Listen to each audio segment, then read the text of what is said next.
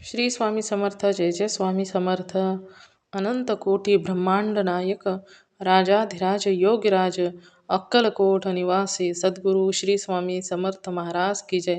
कशा आहात सर्व स्वामी भक्तांनो? तुम्ही सदैव आनंदी राहा हीच स्वामींच्या चरणी प्रार्थना.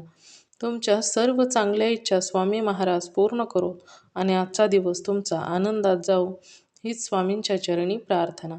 प्रथम तुम्हा सर्वांचं खूप खूप मनापासून स्वागत आहे. तुमच्या अनुभवांनी बनलेला भक्त आम्ही स्वामींचे या चॅनलमध्ये. मी शुभांगी पोळ तुम्हा सर्वांचं खूप खूप मनापासून स्वागत करते. श्री स्वामी समर्थांची भक्ती करत असणाऱ्या प्रत्येक भक्तांचे, श्री स्वामी समर्थांची भक्ती करत असताना श्री स्वामी समर्थ हे आपल्या प्रत्येक भक्तांच्या पाठीशी नेहमी असतात. कारण स्वामींचं वाक्य एकच आहे, ते म्हणजे भिवू नकोस, मी तुझ्या पाठीशी आहे. आणि त्याच पद्धतीने स्वामी आपल्या भक्तांच्या नेहमी पाठीशी राहत असतात. वेळ ही कशीही असो, कोणतीही असो, चांगली असो, वाईट असो किंवा अशक्य गोष्टी जरी असतील, तर तिथे स्वामी नेहमी अशक्य गोष्टीसुद्धा शक्य करून दाखवतात आणि आपल्या भक्तांना नेहमी दाखवून देतात की स्वामी आपल्या भक्तांच्या पाठीशी आहेत. आणि जेव्हा स्वामींचे चमत्कार होतात ना, तेव्हा ते खरोखरच अद्भुत असतात. आपल्या भक्तांना ते दाखवून देतात की स्वामी हे ब्रह्मांडाचे नायक आपल्या भक्तांसाठी काहीही करत असतात. अगदी अशक्य गोष्टीसुद्धा शक्य करून त्यांचे आयुष्यातील अडचणी, दुःख, संकटे काढून टाकत असतात आणि त्यांच्या आयुष्यात आनंदी आनंद करत असतात. खरोखरच स्वामींची सेवा करत असताना प्रत्येक भक्तांच्या आयुष्यात खूप सुंदर चमत्कार होत असतात आणि ते चमत्कार आपल्या चॅनलवरती शेअर होत असतात. आजचा अनुभव देखील तेवढाच गोड आणि सुंदर आहे. आजचा अनुभव एका सुंदर अशा स्वामी भक्त ताईंचा आहे. तर त्या ताईंचं नाव हे सत्यभामा कुंडलिक भोर आहे आणि त्या बीड जिल्हा येथील राहणाऱ्या आहेत.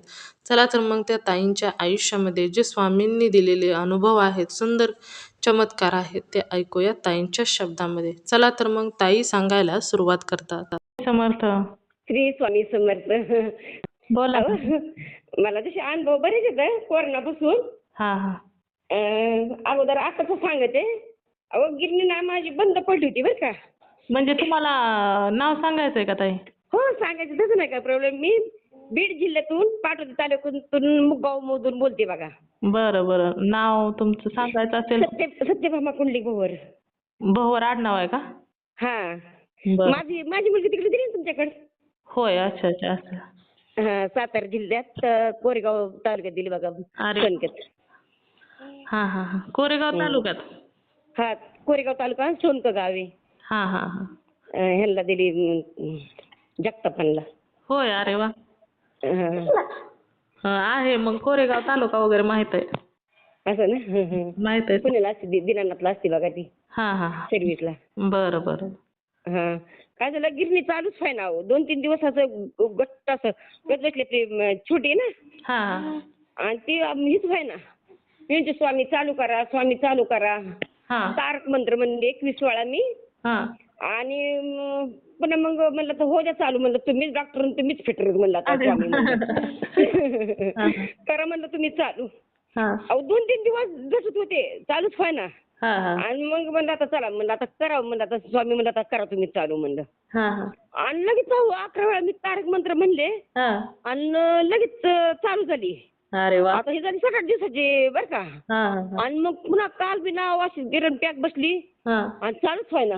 हा. म्हणलं स्वामी, म्हणलं माझ्याकडून चुकलं, मला वेळच मिळाला नाही चालू करायला. म्हणलं तर म्हणलं मी आता चालू म्हणलं हो दे चालू, लवकरच व्हाय ना. पुन्हा 11 वेळा तारक मंत्र म्हणले. हा. म्हणलं स्वामी चालू होऊ दे. म्हणलं लाईट गेली, पुन्हा बटन चालू करून ठेवली, ती लगेच चालू झाली बघा गिरणी. अरे वा. म्हणलं मी तुमचा अनुभव शेअर करते म्हणलं. हा हा. तुम्ही कधी आला स्वामींच्या सेवेत? मी तसं सोड. कारण का आमच्या म्हणजे माझी मला मतिमंद एक मुलगी बरं का. हा हा. गतिमंद बनायचं अपंग ही सगळ्यात मोठी मुलगी. हा हा. डिलिव्हरी टायमाला आमच्या टायमाला हे नव्हतं बघा, सिजर करायला ना. हा. पुण्याशिवाय नगरशिवाय नव्हतं. अरे बापरे. हा, 81 सालची पहिली मुलगी आहे माझी. हा. आणि मग ती मग चिमट्या लावून डिलिव्हरी झाली जामखेडला. जामखेड जवळ आहे ना आम्हाला. हा हा. आणि मग ती एक साईड तिचं ती अपंग झालं, मेंदू बसून बुद्धीला कमी. अरे. आणि अपंगच झाली ती मग. हा हा हा. बा. आणि तिच्या पाठची मुलगी मग तिला तुमच्या तिकडे दिलेली मग ती हा हा हा. वधूवर मधून झालं. हा हा. आणि मग तिसरी मुलगी झाली मग आणि मग चौथा मुलगा झालाय मला. आणि मुलीचे सुद्धा लग्न व्हायला एवढा प्रॉब्लेम बघा आमच्या घरात बी. अरे बापरे. हा आता तुमच्याकडे एक मुलगी दिली ना तिला 40 वर्ष पूर्ण झाले मग लग्न झालं. मुलगा बी 79चा मिळाला. हा हा. आणि ते झालं की मग ते धाकटीचा मुलगा करून टाकलं कोरोनाच्या ह्याच्यात बघा ते लॉकडाऊन मध्ये मार्चीचं केलं. तिचं बी बरंच झालं. आणि धाकटा मुलगा ना तो सुद्धा आता ना 11व्या महिन्यातला आहे बघा. आणि शेती बी 10 एकर जमीन आहे त्याचं बी कुठं का अजून फोन तर येईनातच लग्न स्थळ. म्हणजे एवढं आमच्या भाग ही आहे अहो अडचणी येत. हा आणि जमीन बी अहो एवढी मोठी पोरग निर्मिष्णी मुलगा आहे. आणि कोरोना टायमाला बी ना लग्न टायमाला कोरोना झाला. त्यात आमच्या चुलत दिरालाच होता. आणि त्याचा थोरला भाऊ वारला कोरोनामध्येच. आणि आम्हाला बी सगळ्यांना मुलगी घरी आणले 16 झालं की तिसऱ्या दिवशी 16 होता. आणि मग कोरोना झाला आणि माझी ती मोठी मुलगी नाही म्हणलं अपंग मतिमंद तिचं नुसते ही चालून मला पाडव्या दिवशी नेलं आणि पाडव्याच्या दुसऱ्या दिवशी त्यांना मला नेलं पाडव्या दिवशी त्यांना नेलं माझ्या मिस्टरांना. आणि मुलगी दिनानाथला सर्व्हिसला होती ना. आणि मग मी झाले 8 दिवसात नीट. ती 1.5 महिना ह्यात होते दिनानाथला होते. 15 दिवस ICU मध्येच होते. म्हणजे त्यांची गॅरंटीच नव्हती 1% सुद्धा गॅरंटी नव्हती. पण म्हणले स्वाती तुझ्यामुळे म्हणले आम्ही ठेवतो म्हणले ऑक्सिजन नाही वाढलं की ना आम्ही सोडून देतो म्हणले. तुझ्यामुळे आम्ही ठेवतो जेवढे प्रयत्न तेवढं करू म्हणले आम्ही. मग जी मुलगी धाकटी मुलगी ना तिचं लग्न झालं कोरोना टायमाला मग सेवा घेतली होती ह्यांच्याकडून प्रदीप दादाकडून. मग त्यांच्याकडून सेवा घेतली होती आरोग्य सेवा पुन्हा परत ICU मध्ये काय जे असेल सेवा देतात मला नाही माहिती काय काय सेवा केल्या ती आहेत माहिती आहेत मला. हा मग ती सेवा केल्या आणि जी सर्व्हिसला दिनानाथला जी सर्व्हिसला आहे ना तर मग तिने जप केला वाटतं कोणतं गाणं ते तीर्थ बनवलं आणि ती तिच्या पप्पाला तीर्थ. मग तारक मंत्राचं तीर्थ बनवलं असेल. आणि बरेच तीर्थ होते बघा ते. बर. आणि मग ते तीर्थ तिने ती हॉस्पिटलला करायची आणि मग पुन्हा परत ही करायची पोचवायची. आणि मग ती पुन्हा परत हीच व्हाय ना मग बारकी ती मग पुण्यातली तुमच्याकडे दिली ती म्हणायची अगं म्हणायची माझं काय स्वामी ऐका ना तू बघ डॉक्टर तर म्हणले की आता शक्यता कमी आहे म्हणले वाचायची. तर मग आता ती मुलगी घाबरलीच ना पुण्याला एकटी होती ती. आणि म्हणले बघ तुझं ऐकलं तर. आणि त्यांना दररोज ना 100 लिटर ऑक्सिजन लागायचं बघा. बापरे. तरी व्हाय ना. आणि मग पुन्हा तिने फोन इकडं प्रदीप दादांना केला फोन. तर मग म्हणले नाही ना म्हणजे सेवा चालू ठेवा म्हणले आहेत स्वामी तुमच्या पाठीशी म्हणले. आणि मग तसे म्हणले ती मग पुन्हा परत चालू ठेवली. मग ज्या दिवशी म्हणजे ना सकाळी म्हणजे डॉक्टर शक्यता कमी वाचायची. तर मग त्याच दिवशी मग 5 वाजता प्रदीपला फोन केला तर म्हणले नाही म्हणले स्वामी आहेत पाठीशी. आणि 5 वाजता अक्षरशः जावं बरंच ऑक्सिजन वाढलं होतं. बापरे. वाढलं ऑक्सिजन जी 100 लिटर लागायचं ना तेव्हा 50 लिटर वर आलं त्यांचं. अरे वा. म्हणजे कमी झालं. आणि मग पुन्हा परत मग ऑक्सिजन वाढलं का तर लगेच पण माझ्या मुलीला बोलावलं म्हणले भोर इकडे म्हणले तुमच्या पप्पांचं ऑक्सिजन वाढलं अहो चांगलं म्हणले. अरे वा. आणि मग ती नाही म्हणले तुम्ही अजून नीट तपासून पहा म्हणले. आता डॉक्टरनी सकाळची गॅरंटी सांगितली नव्हती आणि गुरुवारचा दिवस होता बघा. आणि म्हणले तुम्ही नीट बघा म्हणले अजून. तर मग पुन्हा बघितलं तर ती वाढली की मग मुलीला माझा आनंद झाला ना. अरे वा. आणि मग पुन्हा परत की त्याच्या 8 दिवसांनी लगेच जनरल स्टोअर मध्ये शिफ्ट केलं बघा त्यांना रूम मध्ये. आणि मग पुन्हा परत म्हणजे आता घरी घेऊन जा म्हणले ते बुरशीचं काहीतरी निघलं होतं ना. आता म्हणजे मग घरी घेऊन जा मग तुम्ही ऑक्सिजनची एक मशीन न्या म्हणले आणि टॉयलेटची खुर्ची न्या म्हणले. तर घरी आणलं 2 महिने त्यांचं मी जागेवर लहान मुलासारखं केलं बघा 6 महिन्याच्या लेकरासारखं. आणि म्हणजे त्यांना ना जेवण बी पोटावर मांडायचं आणि ते पोटावर जेवण झोपूनच खायची ती. हा हा एवढं कंडिशन होती. आणि मग ती सुधारता सुधारता सुधारली आणि पुन्हा परत दहा दुखा लागली म्हणून गेले हॉस्पिटलला. हा डॉक्टरने एकदम अशी मत केली म्हणजे म्हणले मग शेजारची जी पेशंट लोक होते जी म्हणले हे माणसं म्हणले 1% गॅरंटी नव्हती यांची वाचायची. हा. बघा आज म्हणजे माणूस कसा दिसतोय हा म्हणजे. अरे वा. आणि मग तेव्हा तुम्ही आला का स्वामींच्या सेवेत? त्याच्या अगोदरच होतं म्हणजे 15 म्हणजे 14 साली मी जप करायचे 11 माळे जप. पण ही सारामृत त्याचं मला काही माहिती नव्हतं अहो. हा फक्त नामस्मरण चालू होतं का? हा.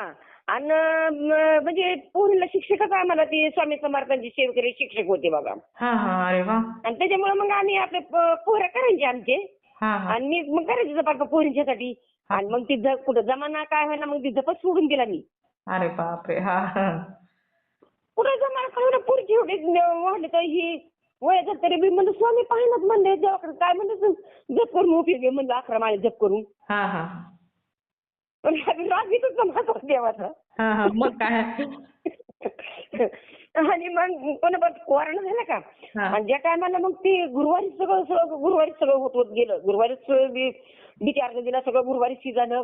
आणि मग तिथून पुढे मग मी आता 11 माळे जप करायले आणि मग सारा अमृतची बी वाचते.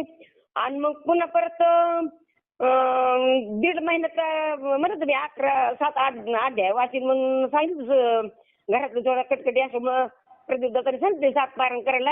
हा. पण ती मला माहितीच नव्हतं की 6 महिन्यात 7 पारायण करायचे असतात म्हणून. हा. मी 1.5 वर्ष लागलं 7 पारायण करायला. अरे बापरे. बर. हा मला माहिती नाही एवढं. हो ना. मग असं आधी मध्ये लक्षात आलं की करते आधी मध्ये मी गुरुचरित्राचं पारायण. हा हा आणि दररोजचे 3 अध्याय वाचते मात्र. हा हा छान आहे मग. आणि जसं जमन तसं तारक मंत्र म्हणते 11 वेळा. एखादं लय जरी जर मग एक वेळा म्हणतो म्हणते ना ते मग 11 वेळा जप करते ना तर 3 वेळा करते ना तर 1 वेळा करते जसं जमन तसं. हा हा हा पण कारण आम्हाला चांगला मोठा अनुभव आलाय कोरोना टायमाला. म्हणजे मुलगी बी नीट झाली जी अपंग मुलगी होती ना हा. मतिमंद हा. ती तर ना पाणी सुद्धा तिला पचत नव्हतं.